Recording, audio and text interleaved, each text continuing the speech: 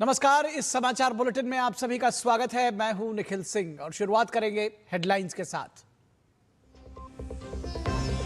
5 देशों की यात्रा के दूसरे चरण में प्रधानमंत्री नरेंद्र मोदी अब से कुछ देर बाद पहुंचेंगे नीदरलैंड्स। नीदरलैंड्स में नई सरकार के गठन के बाद ये दोनों देशों के प्रधानमंत्रियों की होगी पहली मुलाकात। द्विपक्षीय साझेदारी को एक नया आयाम मिलने की उम्मीद।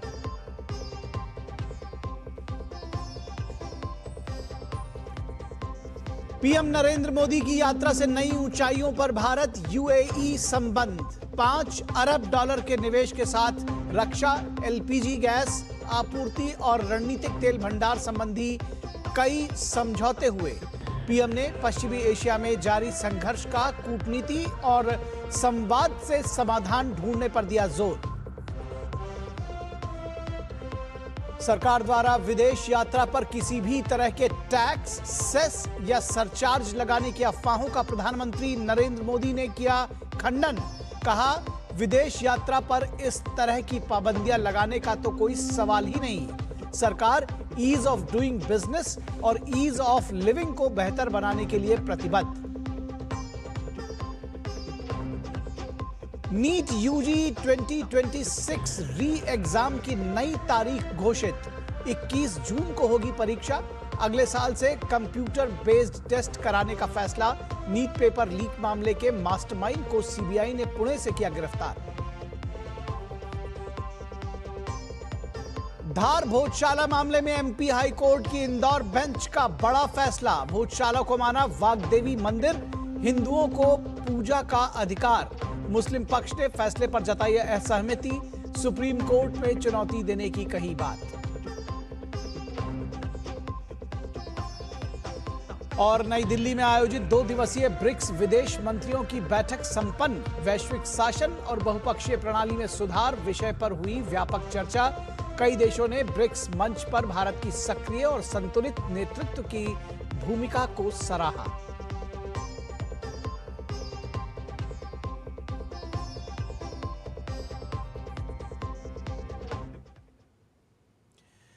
तो बुलेटिन में सबसे पहले प्रधानमंत्री नरेंद्र मोदी की 5 देशों की यात्रा की बात करते हैं। अपनी 5 देशों की विदेश यात्रा के पहले पड़ाव यूएई के बाद पीएम मोदी नीदरलैंड्स पहुंचने वाले हैं। भारत और नीदरलैंड के रिश्ते अब सिर्फ व्यापार तक सीमित नहीं रहे, बल्कि कई क्षेत्रों में मजबूत साझेदार बनकर उभरे हैं। सेमीकंडक्टर से लेकर ग्रीन हाइड्रोजन और एआई तक दोनों देश भविष्य की साझेदारी को एक नई दिशा दे रहे हैं। ऐसे समय में प्रधानमंत्री नरेंद्र मोदी की ये नीदरलैंड यात्रा कई मायनों में बेहद अहम समझी जा रही है। भारत और नीदरलैंड के रिश्ते सिर्फ अब व्यापार तक सीमित नहीं रहे।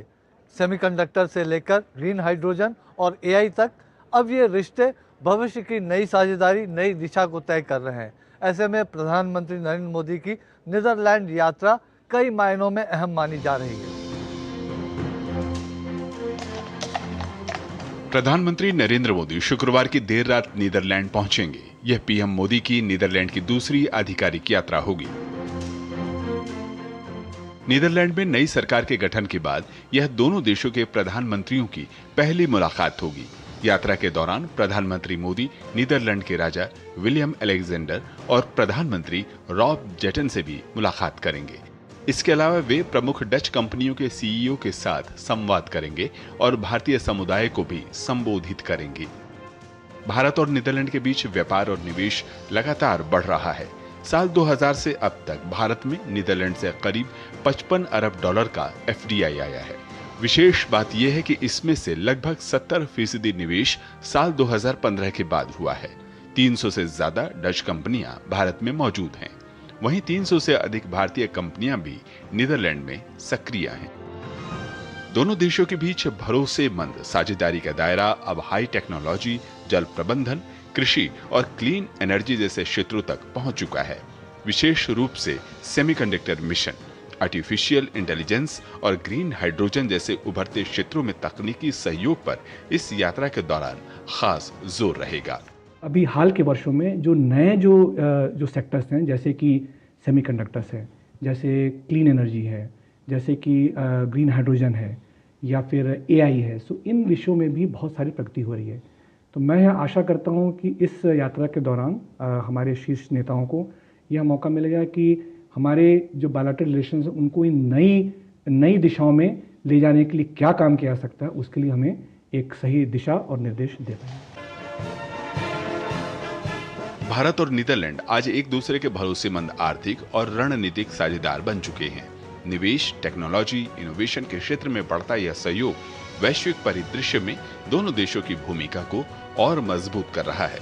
प्रधानमंत्री की इस यात्रा से इस द्विपक्षीय साझेदारी को एक नया विस्तार मिलने की उम्मीद है। सुधाकर दास की रिपोर्ट, डीडी न्यूज, नीदरलैंड। और 5 देशों की यात्रा के दूसरे पड़ाव में प्रधानमंत्री नरेंद्र मोदी नीदरलैंड पहुंचेंगे। नीदरलैंड में भारत के राजदूत कुमार तुहिन ने प्रधानमंत्री नरेंद्र मोदी की आगामी नीदरलैंड यात्रा को बेहद महत्वपूर्ण बताया। उन्होंने कहा कि नई डच सरकार के गठन और प्रधानमंत्री रॉब येहुतन के पद संभालने के बाद ये दोनों नेताओं के बीच पहली शिखर स्तर की मुलाकात होगी। भारत और नीदरलैंड के रिश्तों में एक नए अध्याय की शुरुआत हो रही है। प्रधानमंत्री नरेंद्र मोदी अपनी 5 देशों की यात्रा के दूसरे चरण में नीदरलैंड पहुंच रहे हैं और वो यहाँ की लीडरशिप के साथ किंग और क्वीन के साथ उनकी मुलाकात तो होगी ही, यहाँ के प्रधानमंत्री के साथ भी बहुत अहम बातचीत होने वाली है। क्यों ये यात्रा इतनी महत्वपूर्ण मानी जा रही है, इस बारे में बातचीत करने के लिए नीदरलैंड में भारत के राजदूत कुमार तुहिन हमारे साथ मौजूद हैं। सर, बहुत महत्वपूर्ण ये यात्रा मानी जा रही है, क्या उद्देश्य रहेगा? हमारे प्रधानमंत्री की नीदरलैंड यात्रा बहुत महत्वपूर्ण है। जैसा कि आपको पता है कि यह यूरोप में पहला स्टॉप है उनका, और यह दर्शाता है कि नीदरलैंड्स हमारी विदेश नीति में हमारे लिए कितना महत्वपूर्ण है। यहाँ यह भी हम लोग याद रखें कि प्रधानमंत्री की ये यात्रा उनकी दूसरी यात्रा है यहाँ पे, और 9 साल के बाद हो रही है। लेकिन वह ऐसे समय हो रही है जबकि हमारे जो द्विपक्षीय संबंध हैं वो एक नई ऊंचाई पर जा रहे हैं, और ख़ास करके हमारे संबंध ईयू देशों के साथ भी उनको भी एक काफ़ी अच्छी दिशा मिली है, ख़ास करके जो इंडिया ईयू FTA हुआ है उससे कारण से। एक पक्ष और भी मैं कहना चाहूँगा, वो यह है कि प्रधानमंत्री की यात्रा यहाँ की नई सरकार बनने के काफ़ी जल्दी ही हो रही है, इसलिए यह ऐसा मौका भी होगा जिसमें कि हमारे दोनों देशों के जो नेता हैं, जो हमारे जो लीडर्स हैं, उन लोगों को ये मौका मिलेगा एक दूसरे को समझने का, हमारी अपनी प्रायोरिटीज़ को, हमारे जो फोकस है उन्हें बताने का, आज तक की जो प्रगति हुई है उसको रिव्यू करने का। क्या ऐसे सेक्टर्स रहेंगे जिन पर ध्यान रहेगा? ट्रेडिशनली ट्रेड, इन्वेस्टमेंट है, इसके अलावा वाटर है, कृषि है, शिक्षा है या फिर स्वास्थ्य है। इन विषयों में भी काफ़ी हमारा कोऑपरेशन पहले से बहुत बढ़िया चल रहा है। लेकिन कुछ अभी हाल के वर्षों में जो नए जो सेक्टर्स हैं, जैसे कि सेमीकंडक्टर्स है, जैसे क्लीन एनर्जी है, जैसे कि ग्रीन हाइड्रोजन है या फिर AI है, सो इन विषयों में भी बहुत सारी प्रगति हो रही है। तो मैं आशा करता हूं कि इस यात्रा के दौरान हमारे शीर्ष नेताओं को यह मौका मिलेगा कि हमारे जो बायलैटरल रिलेशंस हैं उनको इन नई दिशाओं में ले जाने के लिए क्या काम किया जा सकता है, उसके लिए हमें एक सही दिशा और निर्देश दे पाएंगे। सबसे पहले हम ट्रेडिशनल सेक्टर की बात करते हैं। वाटर मैनेजमेंट, जो जल प्रबंधन है, उसमें अच्छा खासा सहयोग है भारत और नीदरलैंड का। तो जल प्रबंधन, कृषि को लेकर किस तरह से इस बातचीत के बाद नया डायरेक्शन मिलने की संभावना आप देख रहे हैं? दोनों सेक्टर्स में नीदरलैंड्स की विश्व में बहुत ही अग्रिम आई थिंक इनकी स्थिति है, स्थान है, क्योंकि आप देखिए कि पूरा का पूरा देश जो है यह समुद्र तल से कई मीटर नीचे औसत वहाँ पर है। दूसरा कि छोटा देश होते हुए भी विश्व में कृषि पदार्थों के उनके एक्सपोर्ट्स में और हॉर्टिकल्चर में इस देश का काफ़ी बड़ा स्थान है। यही ऐसे सेक्टर हैं जहाँ कि हमें भी, हमारे यहाँ इंडिया में भी इनकी ज़रूरत है। कृषि हमारा भी काफ़ी हमारा फोकस है। प्रधानमंत्री जी ने खुद कहा है कि वो कृषि क्षेत्र में कितना वो चाहते हैं कि प्रगति हो। हमारे पास एक जॉइंट वर्किंग ग्रुप है वाटर में और एग्रीकल्चर में, दोनों में अलग अलग JWGs हैं और दोनों में काफ़ी अच्छा काम हो रहा है। वाटर के इलाके में 2021 में दोनों देशों के बीच जो शीर्ष स्तर की वार्ता हुई थी वर्चुअल, उसके बाद इसे हमें स्ट्रेटेजिक पार्टनरशिप में कन्वर्ट किया हम लोगों ने, और उसके बाद से ये बिल्कुल प्रयास रहा है कि कैसे हम लोग स्ट्रेटेजिक पार्टनरशिप को हम लोग और ज़मीन पर मूर्त रूप दे पाएँ हम लोग। तो मेरी यह आशा है कि इस यात्रा में दोनों शीर्ष नेताओं के बीच में जब बात होगी तो वो लोग अभी का जो सहयोग है उसको एक तरह से रिव्यू भी करेंगे, और ख़ास के इसके बाद हम लोग को आगे और क्या कर सकते हैं स्पेसिफिकली और कोई खास कोई प्रोजेक्ट्स हैं, कोई खास ऐसे फोकस और कर सकते हैं, उस पर हमें निर्देश और नई हमें दिशा भी मिलेगी। भारत और नीदरलैंड की अगर बात की जाए तो व्यापारिक रिश्ते बहुत मजबूत हैं, लेकिन शायद बहुत लोगों को इसका अंदाज़ा भी नहीं है, बहुत पता भी नहीं है। ख़ास तौर से ईयू के साथ जो हमारा फ्री ट्रेड एग्रीमेंट हुआ है, उसके बाद अब क्या नई संभावनाएं भारत देख सकता है इस क्षेत्र में? दोनों देश आपस में किस तरह से आगे बढ़ सकते हैं और व्यापार को एक और भी नए रास्ते की तरफ ले जा सकते हैं? आपने बिल्कुल सही कहा कि हमारे जो ट्रेड इन्वेस्टमेंट के जो हमारे जो संबंध हैं नीदरलैंड से बहुत मजबूत हैं, और ये भी सही है कि इन संबंधों की गहराई कितनी है इसका अभी भी कई लोगों को इसका आकलन सही नहीं है। यह देश हमारा ईयू में हमारा मर्चेंडाइज में दूसरा सबसे बड़ा एक्सपोर्ट हमारा डेस्टिनेशन है। अगर हम लोग निवेश की बात करें तो निवेश भी भारत में नीदरलैंड से लगभग 50 बिलियन से ऊपर डॉलर का निवेश है। हमारी कंपनीज का भी यहाँ पे लगभग 25 बिलियन से ऊपर का निवेश है, तो ये काफ़ी बड़ा है।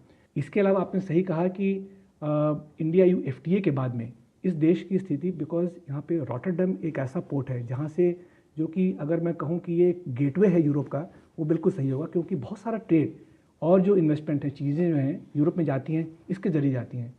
तो मेरा ये अनुमान है कि जब हमारा इंडिया यू एफटीए जब हमारा ऑपरेशनलाइज हो जाएगा, उसके बाद नीदरलैंड्स की स्थिति और भी मजबूत होगी। ये नहीं केवल बायलैटरल में तो होगी, लेकिन एज ए गेटवे जहाँ से कि हम लोग पूरे यूरोप को हम लोग पहुँच पाएंगे और हमारी कंपनीज और भी बड़ी मात्रा में यहाँ पे निर्यात कर पाएंगी, दूसरी कंपनी के साथ संबंध कर पाएंगी, उसमें नीदरलैंड्स का स्थान और भी मजबूत होने वाला है। तो मैं बहुत ही आशान्वित हूँ कि इस विषय में हमें और भी अच्छे और मजबूत आर्थिक संबंध देखने की हम लोग को आशा है। दो चीज़ों पर प्रधानमंत्री नरेंद्र मोदी का आजकल बहुत ज़्यादा फोकस है। एक मिशन मोड में उन्होंने एक तरह से पूरे देश को इसको आगे बढ़ाने का संदेश दिया है। एक तो सेमीकंडक्टर का क्षेत्र है, हम जानते हैं कि बहुत ज़्यादा काम हुआ है बीते कुछ दिनों में, कुछ महीनों में आप कह सकते हैं। और दूसरा जो सेक्टर है ग्रीन हाइड्रोजन का। तो पहले अगर बात की जाए सेमीकंडक्टर के क्षेत्र में किस तरह से सहयोग आगे बढ़ता हुआ आप देख रहे हैं, और इस दौरे के बाद क्या कुछ संभावनाएं आपको लग रही हैं? तो आपको जैसा पता हो कि हमारे दोनों देशों में प्रधानमंत्री स्तर पर जो कुछ समय पहले जो टेलीफोन पर बातें हुई थी 24 में, उसमें यह तय किया गया था कि हम लोग अपने संबंधों को एक स्ट्रैटेजिक एक आयाम देंगे। तो स्ट्रैटेजिक आयाम देने के अंदर में आपने दोनों विषय जो आपने बताए, सेमीकंडक्टर्स और ग्रीन हाइड्रोजन, दोनों उनके काफ़ी बड़े महत्वपूर्ण उनके अंग हैं। सेमीकंडक्टर में यह देश यहाँ पे दुनिया के सबसे डेवलप्ड सिस्टम्स में से आता है। दुनिया की नामी कंपनी जो हैं सेमीकंडक्टर्स में वो यहाँ पर हैं। और आपने बिल्कुल सही कहा कि पिछले कुछ वर्षों में हमारे देश में भी सरकार ने काफ़ी बड़ा फोकस इस पर दिया है। हमारे सेमीकंडक्टर मिशन में बहुत सारा काम हो रहा है। तो इसलिए दोनों देशों के बीच में बहुत सारी कम्प्लीमेंटरिटीज़ हैं। बहुत सारी कंपनी यहाँ से या तो जा रही हैं या जाने का प्लान बना रही हैं। कुछ कंपनीज़ के इंडिया में ऑलरेडी काफ़ी अच्छे डिज़ाइन ऑफिसेज हैं।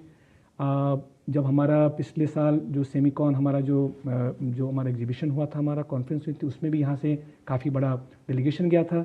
इस साल जो हमारा AI समिट हुआ है, उसमें यहाँ पे प्रधानमंत्री स्तर पे इनका पार्टिसिपेशन था। ग्रीन हाइड्रोजन की आपने बात की, ग्रीन हाइड्रोजन में भी काफ़ी उसमें बहुत ही संभावनाएं हैं। भारत अब ग्लोबल लीडर बनने की तरफ एक तरह से सस्ता ग्रीन हाइड्रोजन न सिर्फ उत्पादन करे बल्कि एक्सपोर्टर भी भारत बन सके, उस दिशा में किस तरह का सहयोग हो सकता है? जी बिल्कुल आपने सही कहा। तो हम लोग भारत में ग्रीन हाइड्रोजन काफ़ी बड़े स्तर पर उनका उत्पादन हम लोग कर रहे हैं और करने का प्लान बना रहे हैं। यूरोप में यहाँ पे ग्रीन हाइड्रोजन की जो ज़रूरत है और उनकी जो रिक्वायरमेंट्स हैं वो पहले से ही काफ़ी ज़्यादा मैच्योर और एस्टैब्लिश हो रही हैं। तो इसलिए हमारी कंपनीज़ को यहाँ पे नीदरलैंड के जरिए यूरोपियन मार्केट को पहुँचने का एक बड़ा अच्छा साधन है। हमारे कुछ पोर्ट्स और रॉटरडम पोर्ट के बीच में अभी तक ऑलरेडी कुछ अग्रीमेंट्स उन्होंने कर लिए हैं और करने की बात भी कर रहे हैं, जिसमें कि हम इंडिया से ग्रीन हाइड्रोजन यहाँ ला पाएंगे और यहाँ पहुँचा पाएंगे। आखिरी सवाल एम्बेसडर तोहिन आपसे कि अब किस तरह से आप देख रहे हैं कि ये यात्रा पूरी दुनिया को, यूरोप को, दोनों देशों की जनता को एक संदेश देने वाली है? इस यात्रा को आप किस तरह से देखते हैं? अगर आप देखें कि इस साल हमारे जो संबंध हैं EU से बहुत प्रगाढ़ हुए हैं, और जनवरी के महीने में EC के जो वहाँ की लीडरशिप है, काउंसिल की लीडरशिप है, इसके अलावा कई देशों के जो शीर्ष स्तर के जो नेता हैं वो भी भारत आए। अगर आप इस परिप्रेक्ष्य में देखें तो हमारा जो संबंध है ईयू से बहुत प्रगाढ़ हो रहा है और इस देश से प्रगाढ़ हो रहा है। यह एक स्तर पर यह भी दिखाता है कि जो आज की जो विश्व की जो परिस्थिति है, उस परिस्थिति में एक स्थायी और एक रूल बेस्ड जो ऑर्डर है, उसमें भारत और नीदरलैंड्स और यूरोपियन देश जो हैं दोनों को एक दूसरे की जो महत्ता है वो उसका सही उनका अंदाज हो भी रहा है और मजबूत भी हो रहा है। साथ ही साथ ये भी हो रहा है कि इन देशों को जो भारत की जो बढ़ती हुई जो हमारा जो प्रोफाइल है, हमारा जो रोल है विश्व स्तर पर, वो भी इनको एहसास हो रहा है कि हम एक विश्वसनीय, हम लोग एक इनके पार्टनर हैं और भारत के साथ में संबंध को जो है एक तरह से जो म्यूचुअली कम्प्लीमेंट्री और म्यूचुअली बेनिफिशियल जो होता है उस तरीके से हम लोग उसको बढ़ा सकते हैं, इसका एक एहसास भी है। बहुत बहुत धन्यवाद। तो ये थे एम्बेसडर तुहिन और एम्बेसडर ने कहा कि ये यात्रा न सिर्फ दोनों देशों के संबंधों को प्रगाढ़ बनाने वाली है, बल्कि एक भरोसेमंद साथी के तौर पर दोनों देश किस तरह से मिलकर आगे बढ़ सकते हैं उसके बारे में इस यात्रा के दौरान बातचीत होगी। और नीदरलैंड यात्रा में योग को लेकर बढ़ता उत्साह भारत नीदरलैंड्स के गहरे सांस्कृतिक जुड़ाव की खास तस्वीर पेश कर रहा है। नीदरलैंड्स में बड़ी संख्या में लोग योग को अपनाकर और अपनी जीवन शैली का अहम हिस्सा बना रहे हैं। भारत की प्राचीन परंपरा अब दुनिया को जोड़ने का जरिया बन चुकी है। नीदरलैंड में योग की बढ़ती लोकप्रियता भारत के बढ़ते सॉफ्ट पावर की मिसाल बन रही है। तो साथ ही योग सिर्फ जुड़ने का, योग सिर्फ फिटनेस का माध्यम नहीं बन रहा है, बल्कि ये भारत की संस्कृति के प्रति एक लगाव और आकर्षण को भी दिखाता है।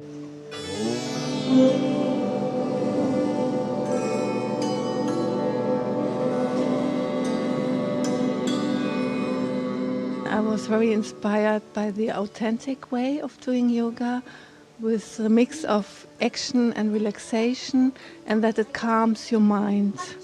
So I feel a deeper connection with something doing yoga.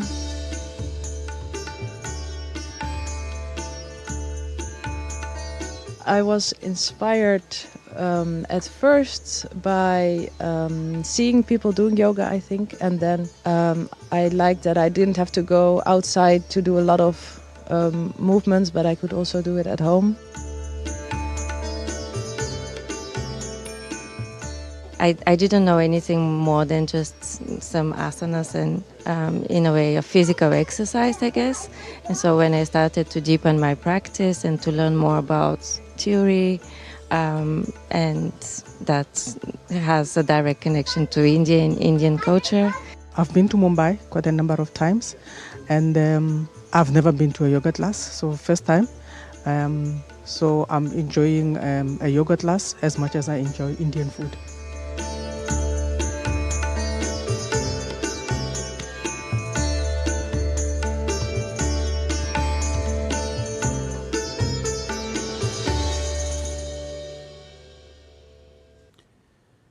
प्रधानमंत्री नरेंद्र मोदी अपने 5 देशों की यात्रा के पहले पड़ाव में आज यूएई पहुंचे तो राष्ट्रपति शेख मोहम्मद बिन जायद अल नाहयान ने उनको जोरदार तरीके से स्वागत किया। दोनों नेताओं के बीच द्विपक्षीय, क्षेत्रीय और वैश्विक मुद्दों पर बातचीत हुई तो कई क्षेत्रों में समझौते भी हुए हैं। पीएम मोदी ने कहा कि भारत पश्चिम एशिया में शांति लाने के लिए हर संभव सहयोग करने के लिए तैयार है। इस दौरान दोनों पक्षों ने ऊर्जा और रक्षा क्षेत्र में रणनीतिक सहयोग को मजबूत करने के लिए समझौतों पर हस्ताक्षर भी किए। पीएम मोदी ने यूएई पर हुए हमले की निंदा की और संवाद से शांति स्थापना पर जोर दिया। प्रधानमंत्री नरेंद्र मोदी के विशेष विमान का स्वागत किया यूएई के F-16 लड़ाकू विमानों ने।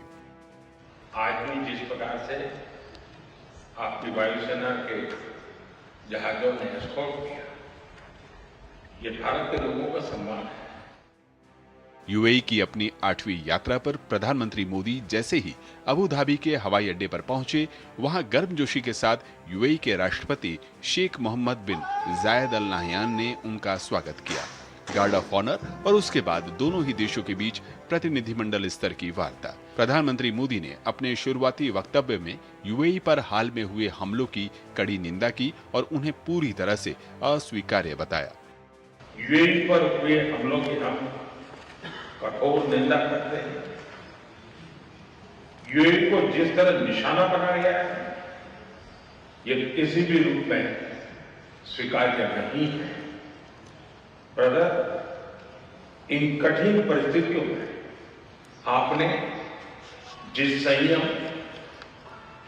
करेज और विजडम का परिचय दिखाया है, यह बहुत ही सराहनीय है। दोनों ही नेताओं ने समग्र रणनीति साझेदारी की समीक्षा की। इसके अलावा दोनों देशों के बीच रणनीतिक रक्षा साझेदारी फ्रेमवर्क, रणनीतिक petroleum reserve, LPG supply, ship repair cluster पर समझौता ज्ञापन पर हस्ताक्षर हुए। वहीं यूएई ने भारत में $5 अरब के निवेश का ऐलान भी किया। रणनीतिक रक्षा साझेदारी फ्रेमवर्क पर हुआ समझौता रक्षा क्षेत्र में दोनों देशों के सहयोग को और मजबूत करेगा। वहीं प्रधानमंत्री मोदी ने पश्चिमी एशिया में जारी संघर्ष के बीच एक बार फिर कूटनीति और संवाद से समस्या का समाधान ढूंढने के प्रयासों पर जोर दिया। पश्चिम एशिया क्षेत्र में युद्ध की परिस्थिति का प्रभाव आज पूरे विश्व पर दिखाई दे रहा है। भारत ने हमेशा समस्याओं के समाधान के लिए डायलॉग और डिप्लोमेसी को प्राथमिकता दी है। होर्मुज़ को फ्री, ओपन और सेफ बनाए रखना, ये हमारी सबसे बड़ी प्राथमिकता है। इस विषय में अंतर्राष्ट्रीय कानूनों का पालन आवश्यक है। प्रधानमंत्री ने राष्ट्रीय एकता, सुरक्षा, क्षेत्रीय अखंडता को बनाए रखने के लिए यूएई के राष्ट्रपति की ओर से उठाए गए कदमों का स्वागत किया। उन्होंने कठिन समय में यूएई में रहने वाले प्रवासी भारतीयों की देखभाल के लिए राष्ट्रपति नाहियान का आभार भी व्यक्त किया। प्रधानमंत्री नरेंद्र मोदी की यूएई की इस यात्रा ने भारत को कूटनीतिक और आर्थिक दोनों मोर्चों पर बड़ी सफलता दी है। एक तरफ तो ऊर्जा और रक्षा के क्षेत्र में सहयोग बढ़ा है, तो वहीं दूसरी ओर यूएई के द्वारा $5 बिलियन के निवेश की घोषणा ने भारत में इंफ्रास्ट्रक्चर और वित्तीय सेक्टर के नए दरवाजे खोले हैं। मेरे सहयोगी रवि और कैमरामैन सेंथिल के साथ Aditya Srivastava, DD news, UAE. और पीएम मोदी के यूएई यात्रा से भारत को कूटनीतिक और आर्थिक दोनों मोर्चों पर बड़ी सफलता मिली है। यूएई में भारत के राजदूत डॉक्टर दीपक मित्तल ने डीडी न्यूज से विशेष बातचीत में कहा कि एक तरफ ऊर्जा और रक्षा क्षेत्र में सहयोग बढ़ा है, तो दूसरी तरफ यूएई के बड़े निवेश ने भारत के इंफ्रास्ट्रक्चर और वित्तीय सेक्टर में नए अवसरों के दरवाजे खोल दिए हैं। सर, भारत और यूएई के संबंधों के लिहाज से प्रधानमंत्री नरेंद्र मोदी का ये दौरा किन मायनों में खास रहा? यहाँ के राष्ट्रपति हिज हाइनेस शेख मोहम्मद स्वयं एयरपोर्ट में उनको रिसीव करने आए, उनको सेरेमोनियल गार्ड दिया गया। और जब इंडिया का एयर इंडिया 1 प्लेन जब यूएई की स्काइज में आया, तो कैसे उसको एक उनके फाइटर जेट्स ने एस्कॉर्ट करके उसको एक तरह से सलामी दी माननीय प्रधानमंत्री को। ये बहुत ही किसी भी भारतीय के लिए एक गर्वमय बात थी कि किस तरह से माननीय प्रधानमंत्री जी को किस तरह से इज्जत और उनकी लीडरशिप को किस तरह से सराहा जाता है। ये माना जा रहा था कि ऊर्जा पर कुछ बातचीत हो सकती है और एग्रीमेंट्स भी हुए हैं। थोड़ा उसके बारे में विस्तार से बताइए कि वो भारत को ऊर्जा क्षेत्र के लिहाज से अगर देखें तो किस तरीके से मजबूत करेंगे। बड़े स्ट्रेटेजिक तरीके के समझौते हुए हैं। भारत में जो हमारा स्ट्रेटेजिक पेट्रोलियम रिजर्व है, उसमें अभी तक यूएई तकरीबन 5 मिलियन बैरल के करीब स्टोरेज करता है। आज का निर्णय था कि कैसे यूएई की पार्टिसिपेशन को बढ़ा करके 30 मिलियन बैरल तक लेकर लिया जाए। इसके लिए नई फैसिलिटीज़ क्रिएट की जाएंगी। चंडीगढ़ ओडिशा में जहाँ पे हमारा प्लान है, उसमें यूएई एक भागीदार होगा। दूसरी चीज़ हुई कि हम सिर्फ क्रूड के क्षेत्र में नहीं कि गैस की भी जो चीज़ें हैं उसके लिए भी एक स्ट्रेटेजिक रिजर्व्स बनाने की ज़रूरत है। जिस तरह की स्थिति बनी उसके बाद एक नई इनिशिएटिव्स लेने की बात है, तो इसके ऊपर भी एक हिस्टोरिक निर्णय लिया गया कि यूएई और भारत इसमें भागीदारी से अपनी भागीदारी के साथ भारत में स्ट्रेटेजिक गैस रिजर्व्स पे भी काम करेंगे, जहाँ पे LNG, LPG की स्टोरेज की जा सकती है। उसके अलावा ये भी हुआ कि भारत यूएई में जो स्ट्रेटेजिक रिजर्व्स हैं इनके फुजारा में हैं, तो उसमें भी किस तरह भारत के कुछ रिजर्व्स वहाँ पर भी रखे जा सकते हैं। और एक और चौथा था कि जो LPG की हमारी ज़रूरतें हैं, जो कुकिंग गैस है हमारी, जो यूएई जिसमें हमारा अहम भागीदार है, उसमें हम लॉन्ग टर्म सप्लाईज के ऊपर मिलकर के काम करेंगे। यूएई ने $5 बिलियन यानी 47,000 करोड़ से ज़्यादा निवेश का अनाउंसमेंट किया है, और इसमें बैंकिंग सेक्टर बहुत मुख्य रूप से उभर कर आया है। स्किल इंडिया की अगर बात की जाए तो उसको भी एक बड़ा बूस्टअप मिले, ये यूएई द्वारा उस मायनों में भी खास रहा है। 8 एक्साफ्लॉप सुपर कंप्यूट पावर कोई चंद ही देशों में मौजूद है, तो ये एक बहुत बड़ा निर्णय लिया गया है, जिसके लिए आज एक टर्म शीट साइन हुई। और उसके लिए आपने देखा होगा कि यहाँ के राष्ट्रपति शेख मोहम्मद ने माननीय प्रधानमंत्री जी को एक चिप भी भेंट की, वो सेरिब्रस चिप, जिसके आधार पर ये सुपर कंप्यूटिंग क्लस्टर भारत में बनाया जाएगा। बहुत बहुत धन्यवाद सर हमसे बातचीत के लिए। Aditya Srivastava, DD news, UAE. प्रधानमंत्री नरेंद्र मोदी ने उन खबरों को सिरे से खारिज कर दिया है जिसमें कहा जा रहा था कि सरकार विदेश यात्राओं पर टैक्स या सेस लगा सकती है। पीएम मोदी ने अपने सोशल मीडिया प्लेटफॉर्म X पर एक मीडिया संस्थान की खबर को शेयर करते हुए कहा कि यह पूरी तरह से गलत है, इसमें लेश मात्र की भी सच्चाई नहीं है। विदेश यात्रा पर इस तरह की पाबंदियां लगाने का तो कोई सवाल ही नहीं उठता। हम अपने लोगों के लिए ईज ऑफ डूइंग बिजनेस और ईज ऑफ लिविंग को बेहतर बनाने के लिए पूरी तरह से प्रतिबद्ध हैं। प्रधानमंत्री ने इस पोस्ट के बाद विदेशी यात्रा पर नए टैक्स या किसी भी तरह का सेस या सरचार्ज लगाए जाने की अटकलों पर विराम लग गया है।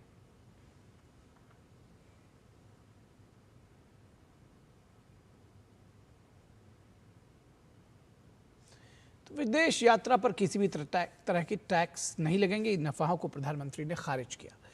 और नीट यूजी 2026 पेपर लीक मामले में सीबीआई को बड़ी सफलता मिली है। एजेंसी ने इस मामले में एक सरगना PV कुलकर्णी को पुणे से गिरफ्तार किया है। लातूर के रहने वाले कुलकर्णी पेशे से केमिस्ट्री के लेक्चरर हैं और राष्ट्रीय परीक्षा एजेंसी NTA की ओर से परीक्षा प्रक्रिया में शामिल थे।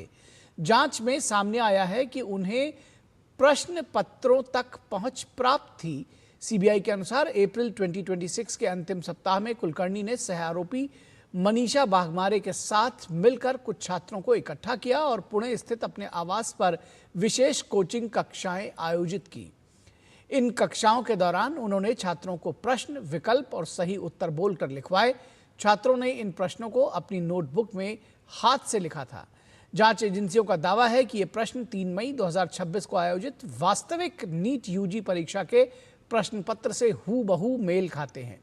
सीबीआई ने बताया कि पिछले 24 घंटों में देश भर के कई स्थानों पर तलाशी अभियान चलाया गया है। इस दौरान कई आपत्तिजनक दस्तावेज, इलेक्ट्रॉनिक उपकरण और मोबाइल फोन जब्त किए गए हैं। एजेंसी इन सभी सामग्रियों का फोरेंसिक और तकनीकी विश्लेषण कर रही है।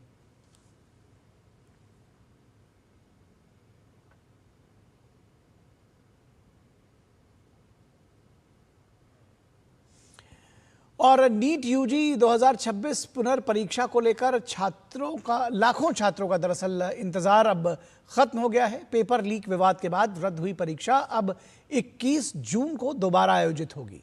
सरकार ने इस बार छात्रों को अतिरिक्त समय, पसंदीदा शहर चुनने की सुविधा और नए एडमिट कार्ड जैसी कई राहतें दी हैं।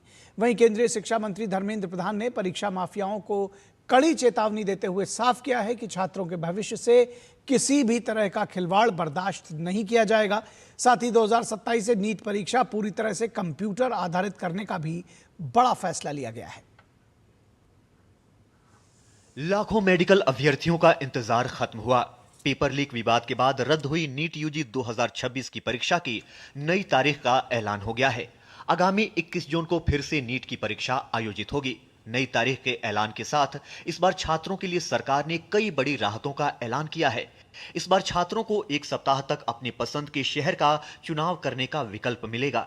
यही नहीं, परीक्षा के दौरान अभ्यर्थियों को फॉर्मेलिटीज और OMR शीट से जुड़े विवरण भरने के लिए 15 मिनट का अतिरिक्त समय भी दिया जाएगा। परीक्षा दोपहर 2 बजे से शाम 5:15 बजे तक आयोजित होगी और सभी अभ्यर्थियों को 14 जून तक नए एडमिट कार्ड जारी कर दिए जाएंगे। अभी एनटीए ने नीट यूजी का नई परीक्षा की तिथि घोषणा किया है। 21 जून को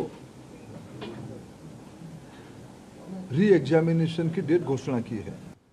एक तरफ जहां सरकार छात्रों को राहत दे रही है, वहीं दूसरी तरफ शिक्षा मंत्री धर्मेंद्र प्रधान ने परीक्षा माफियाओं को सख्त लहजे में चेतावनी दी है। उन्होंने कहा कि छात्रों का भविष्य सरकार की प्राथमिकता है और किसी भी योग्य छात्र के अधिकार को हानि नहीं पहुंचे, इसलिए परीक्षा रद्द करने का फैसला लिया गया था। शिक्षा मंत्री ने कहा कि केंद्रीय जांच एजेंसी सीबीआई ने परीक्षा में हुई गड़बड़ी की जांच शुरू कर दी है। साइबर चुनौतियों और अवैध चैनलों पर भी कार्रवाई की जा रही है। 120 टेलीग्राम चैनल और कई व्हाट्सएप ग्रुप्स बंद कर दिए गए हैं। शिक्षा मंत्री ने यह भी माना कि एनटीए में सुधार की जरूरत है। जो भी दहशतगर्द घूम रहे हैं उनको मैं आपके माध्यम से विषय रखना चाहता हूं। आने वाले एग्जामिनेशन पे उससे निवृत्त रहे, नहीं तो उनको दंड भुगतना पड़ेगा। 24 की जो लूफल्स आई थी, 24 की लूफल्स को इस बार हमने पूरा पैक किया था, पूरा ठीक किया था, लेकिन उसके बावजूद भी ये फिर घटना हुई है। इसलिए एनटीए में निश्चित रूप में और सुधार की आवश्यकता है। इसके अलावा नीट परीक्षा में पारदर्शिता लाने के लिए सरकार ने अब तक का सबसे बड़ा फैसला लिया है।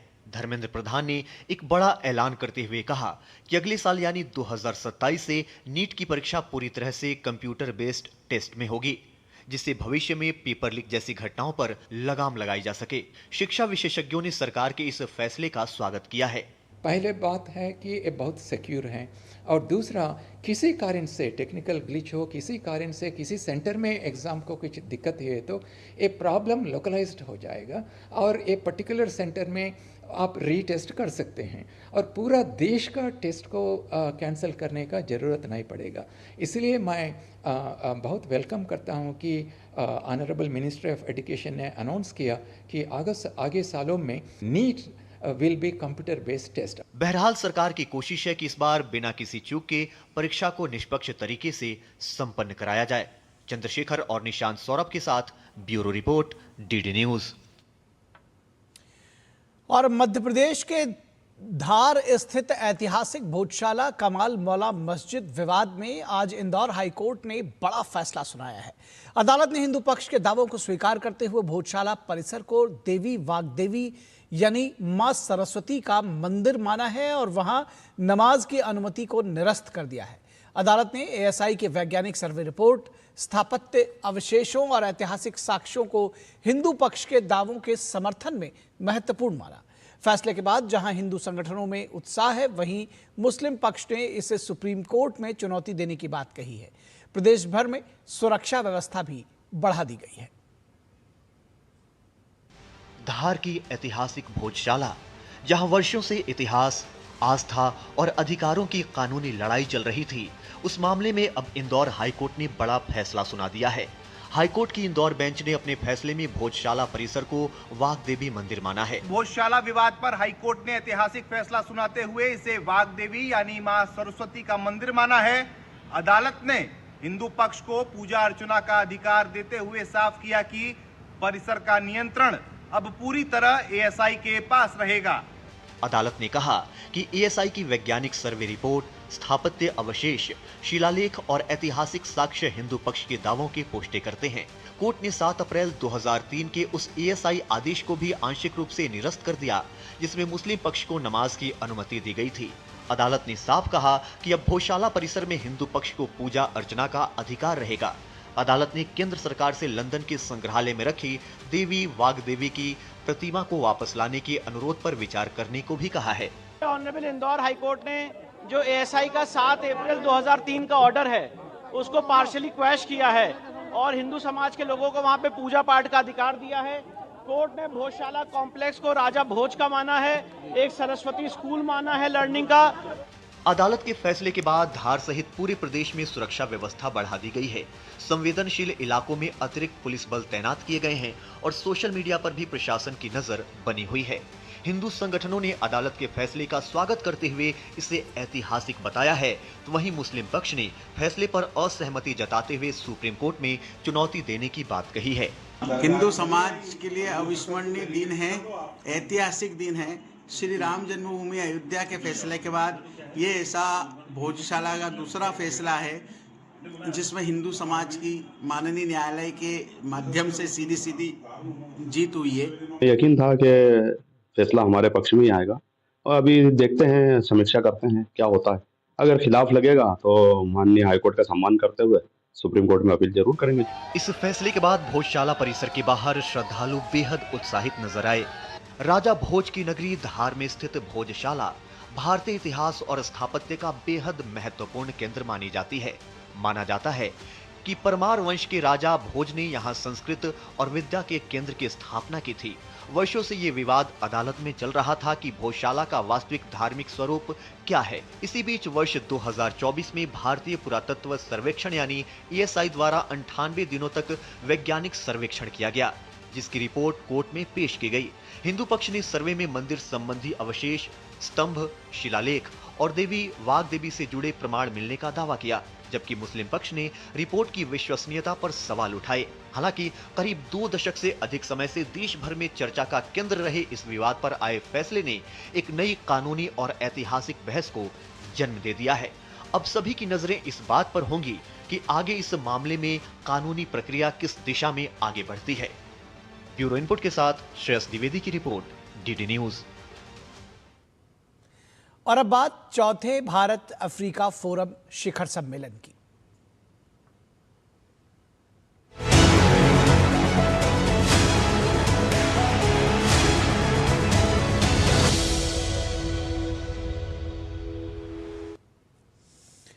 इंटरनेशनल ट्रैक्टर्स लिमिटेड के संयुक्त महाप्रबंधक रुपेश खन्ना ने भारत सरकार का आभार व्यक्त किया है। उन्होंने कहा कि सरकार के सहयोग से कंपनी अफ्रीका के विभिन्न देशों में अपनी पहुंच और कारोबार का विस्तार करने की दिशा में लगातार प्रयास कर रही है।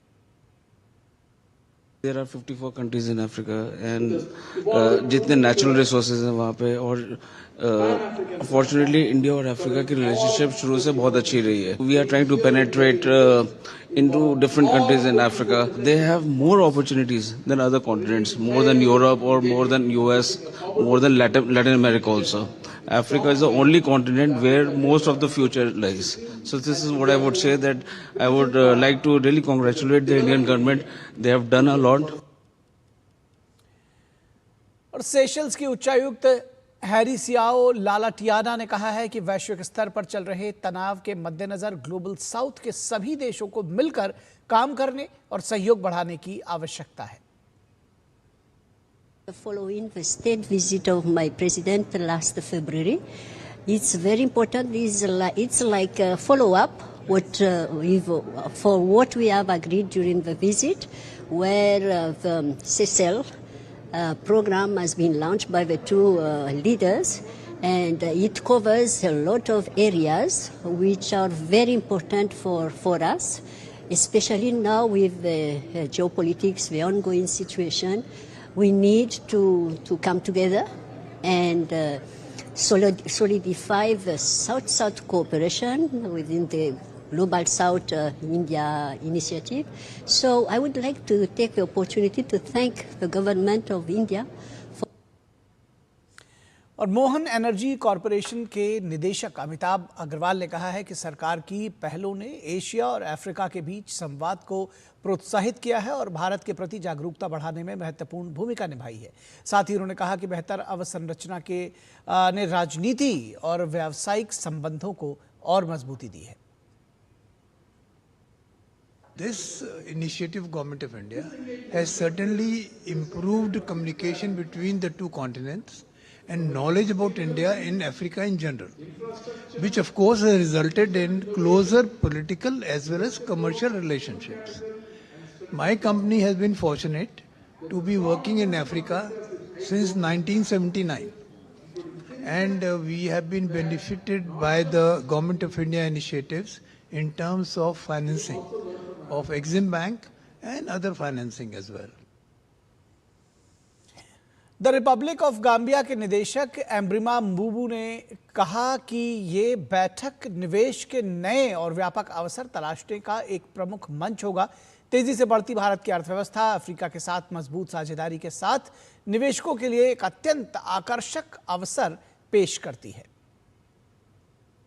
Meeting will be a forum where more investment opportunities will be explored, and we hope to see very clear and diverse opportunities for investment from both sides. India being a fast-growing economy and also with a very strong, trade ties with Africa, I think this is a great opportunity that we should leverage on.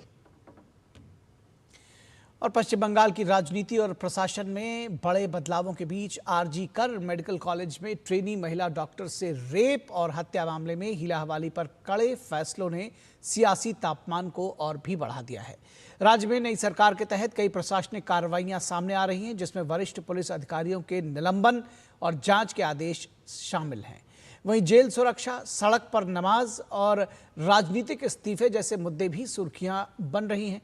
Suvendu अधिकारी की सरकार बनने के बाद से लगातार action mode में वो नजर आ रहे हैं। पश्चिम बंगाल में भाजपा की नई सरकार प्रशासन में आमूलचूल परिवर्तन के लिए हर दिन नए नए फैसले ले रही है। आरजी कर मेडिकल कॉलेज में ट्रेनी महिला डॉक्टर से रेप और हत्या मामले में पूर्व मुख्यमंत्री ममता बनर्जी भी घिरती नजर आ रही हैं। इस मामले में राज्य सरकार ममता बनर्जी की भूमिका की जांच की तैयारी कर रही है। इसी के साथ मुख्यमंत्री शुभेंदु अधिकारी ने इस मामले की प्रारंभिक जांच में कथित लापरवाही और कर्तव्य में चूक के आरोप में तत्कालीन police commissioner Vineet Goyal, DC central Indira Mukhopadhyay और डीसी नॉर्थ अभिषेक गुप्ता को निलंबित कर दिया है। मुख्यमंत्री शुभेंदु अधिकारी ने कहा कि पोस्टमार्टम से लेकर फॉरेंसिक नमूनों के संग्रह और छात्रा की हत्या के मामले में सबूत मिटाने में इन तीनों आईपीएस अधिकारियों की भूमिका पर सवाल उठे थे। मुख्य सचिव और गृह सचिव से रिपोर्ट के आधार पर इन अधिकारियों को सस्पेंड कर दिया गया है। मुख्यमंत्री ने कहा कि तीनों अधिकारियों के खिलाफ विभागीय जांच शुरू कर दी गई है। उन्होंने कहा कि कॉल रिकॉर्ड्स और व्हाट्सएप चैट भी निकालेंगे, तब ये देखा जाएगा कि किस किस से बातचीत हुई थी, किसी मंत्री या मुख्यमंत्री की ओर से कोई निर्देश था या नहीं, ये भी जांच का हिस्सा है। इंटरनल फैक्ट फाइंडिंग হবে, ডিপার্টমেন্টাল ইনকোয়ারি হবে, তখন ওনাদের যাদের বিরুদ্ধে আমরা আজকে অ্যাকশন নিচ্ছি তার বক্তব্য নেব এবং ভিকটিম ফ্যামিলি যদি চান তাদের বাড়িতে গিয়েও আমাদের অফিসাররা নিয়ে আসবে এবং তার পারিপার্শ্বিক যা আছে phone call record, WhatsApp chat, এগুলো আমরা পরে পরে বের করব। তখনকার যারা অফিসাররা ছিলেন তাদের সঙ্গে কাদের কাদের কথা হয়েছে, কোনো মন্ত্রী মুখ্যমন্ত্রী দিদেন টাইমে তাদের কোনো ইনস্ট্রাকশন ছিল কিনা। वहीं अपराधियों पर लगाम लगाने के लिए शुभेंदु सरकार एक्शन मोड में है। सरकार ने जेल के अंदर आरोपियों द्वारा मोबाइल फोन इस्तेमाल करने के मामले में भी सख्त रुख अपनाया है। प्रेसिडेंसी जेल में तलाशी अभियान चलाकर 22 मोबाइल फोन बरामद किए गए। इसके बाद मुख्यमंत्री ने प्रेसिडेंसी जेल के सुपरिटेंडेंट समेत 2 अधिकारियों को निलंबित किए जाने की जानकारी दी। नेक्सस था प्रेसिडेंसी जेल का, जो हम लोग जो कस्टोडियन है उसका साथ नेक्सस था। एक सौ जो मानी होता है हो सकता है, पॉलिटिकली प्रेशर दिदेन गवर्नमेंट का हो सकता है, कोई पावरफुल आदमी हो सकता है इनके अंदर। वहीं सड़क पर जुम्मे की नमाज पढ़ने को लेकर शुक्रवार को कोलकाता के राजा बाजार इलाके में तनाव की स्थिति बन गई। कोलकाता सहित राज्य की ट्रैफिक व्यवस्था सुधारने के लिए नई सरकार ने पुलिस प्रशासन को निर्देश दिया है। उसी के तहत थानों को कहा गया है कि अब सड़क पर नमाज पढ़ने की अनुमति नहीं होगी। शुक्रवार को इस प्रशासनिक निर्देश को लागू करने के दौरान विरोध का सामना करना पड़ा। पुलिस को घेर कर प्रदर्शन किया गया। स्थिति को नियंत्रित करने के लिए केंद्रीय बलों को तैनात किया गया। रास्ते में पब्लिक को असुविधा करके कोई काम नहीं किया जाएगा। अगर आप सोचते हैं कि आप धरना करेंगे, प्रोटेस्ट करेंगे, कर सकते हैं, लेकिन नियम आपको फॉलो करना होगा। पश्चिम बंगाल के मुख्यमंत्री शुभेंदु अधिकारी ने शुक्रवार को नंदीग्राम विधानसभा सीट से इस्तीफा दे दिया और भवानीपुर निर्वाचन क्षेत्र से विधायक बने रहने का विकल्प चुना। शुभेंदु अधिकारी ने विधानसभा नियमों के तहत निर्धारित अनिवार्य 14 दिनों की अवधि के भीतर विधानसभा अध्यक्ष रथिंद्र बोस को एक सीट से अपना इस्तीफा सौंप दिया। पश्चिम बंगाल की जनता के हित में 1 जून से मुख्यमंत्री जनता दरबार शुरू करने जा रहे हैं। ब्यूरो इनपुट के साथ सौरभ दत्ता की रिपोर्ट, डीडी न्यूज। और दिल्ली में आयोजित 2 दिवसीय ब्रिक्स विदेश मंत्रियों की बैठक वैश्विक शासन, बहुपक्षवाद और बदलते वैश्विक व्यवस्था पर गंभीर मंथन के साथ संपन्न हुई। बैठक में विदेश मंत्री डॉक्टर एस जयशंकर ने स्पष्ट कहा कि आज की बहुध्रुवीय दुनिया को अधिक समावेशी, प्रतिनिधिवादी और जवाबदेह वैश्विक संस्थाओं की जरूरत है। वहीं रूस, ईरान, युगांडा समेत कई देशों ने वैश्विक चुनौतियों, पश्चिम एशिया संकट और बहुपक्षवाद पर अपना पक्ष रखा। बैठक के इतर डॉक्टर जयशंकर ने कई देशों के विदेश मंत्रियों के साथ द्विपक्षीय वार्ताएं भी की। नई दिल्ली स्थित भारत मंडपम में आयोजित 2 दिवसीय ब्रिक्स विदेश मंत्रियों की बैठक शुक्रवार को संपन्न हो गई। बैठक के दूसरे दिन उच्च स्तरीय सत्र में वैश्विक शासन और बहुपक्षीय प्रणाली में सुधार विषय पर व्यापक चर्चा हुई। सत्र का उद्घाटन करते हुए विदेश मंत्री डॉक्टर एस जयशंकर ने कहा कि आज की दुनिया पहले से अधिक परस्पर जुड़ी, जटिल और बहुध्रुवीय हो चुकी है। ऐसे समय में विश्व समुदाय को विश्वसनीय और सुधारित बहुपक्षीय व्यवस्था की आवश्यकता है। उन्होंने वैश्विक संगठनों में व्यापक सुधार और विकासशील देशों की अधिक भागीदारी पर भी जोर दिया। The world today is more interconnected, complex and multipolar than when many of our current institutions were created. Yet, the structures that underpin global governance have not kept pace with these changes. In this context, our discussion on reform is both timely and necessary. From declining trust to inefficiencies in decision making, multilateral frameworks are under considerable strain. As BRICS nations, we have a shared responsibility to advance a more inclusive, representative and responsive global governance architecture. बैठक के दौरान BRICS देशों के नेताओं ने भी वैश्विक व्यवस्था को मजबूत बनाने की आवश्यकता पर अपने विचार साझा किए। कई देशों ने ब्रिक्स मंच पर भारत की सक्रिय और संतुलित नेतृत्व भूमिका की सराहना की। रूस के विदेश मंत्री सर्गेई लावरोव ने बहुध्रुवीय विश्व व्यवस्था को मजबूत करने में ब्रिक्स की भूमिका को महत्वपूर्ण बताया।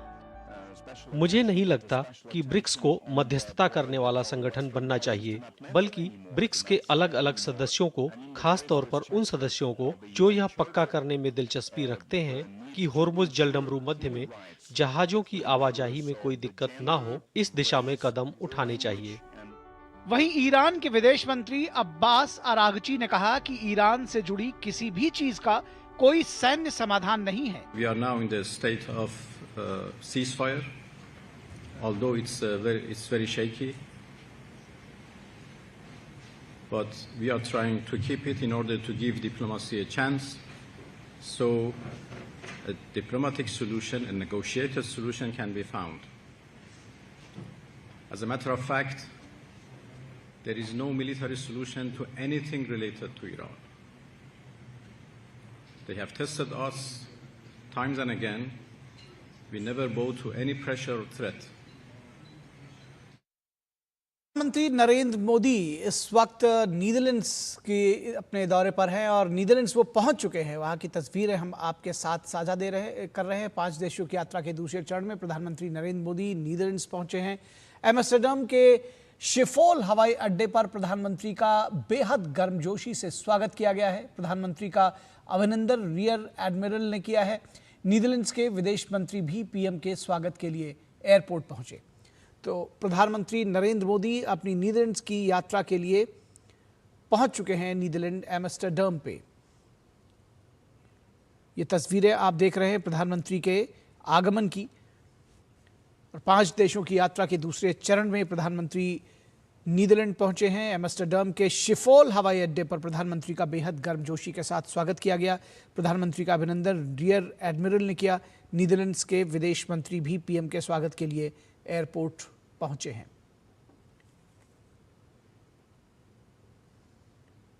बेहद महत्वपूर्ण तस्वीरें हैं और प्रधानमंत्री नीदरलैंड के दौरे पर एम्स्टर्डम पहुंच चुके हैं और ये दौरा कई मायनों में महत्वपूर्ण है। कई महत्वपूर्ण समझौतों की उम्मीद भी की जा रही है और प्रधानमंत्री का ये नीदरलैंड का दूसरा दौरा है, तो इस लिहाज से बहुत महत्वपूर्ण है। प्रधानमंत्री का ये दौरा यूरोप के गेटवे के तौर पर माना जा रहा है नीदरलैंड को, और ऐसे में प्रधानमंत्री का ये दौरा बहुत महत्वपूर्ण है।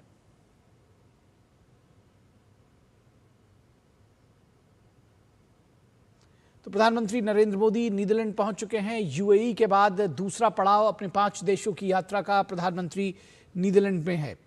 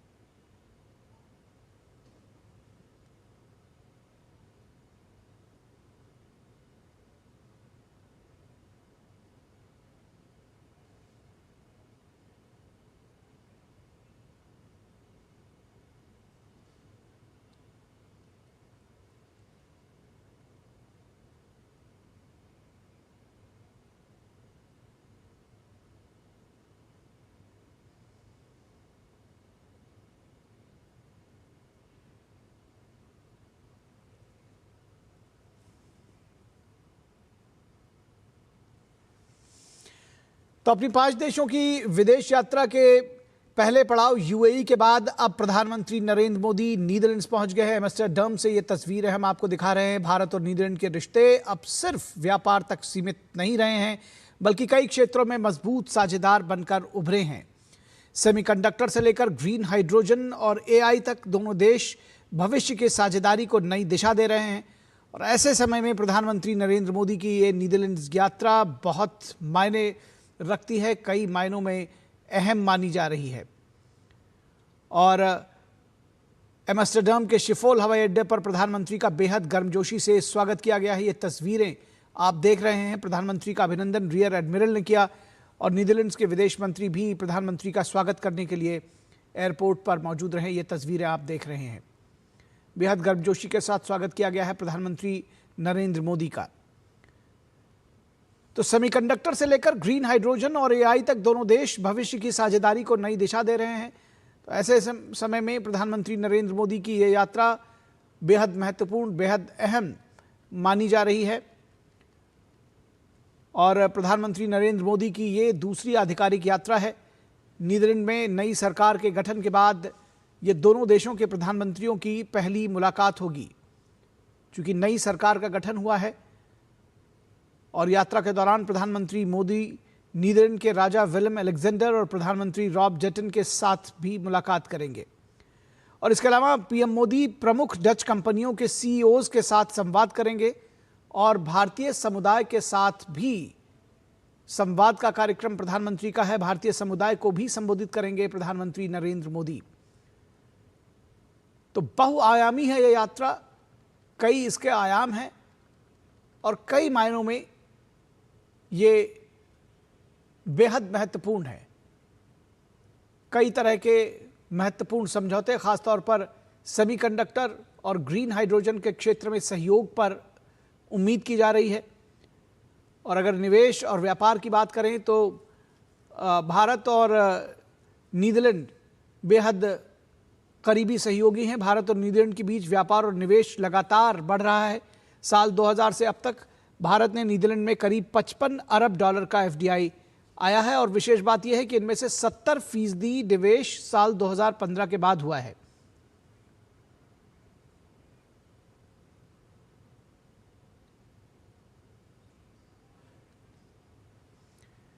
तो इस विशेष समाचार बुलेटिन में बस इतना ही। हमारी पूरी टीम को दीजिए इजाजत। नमस्कार।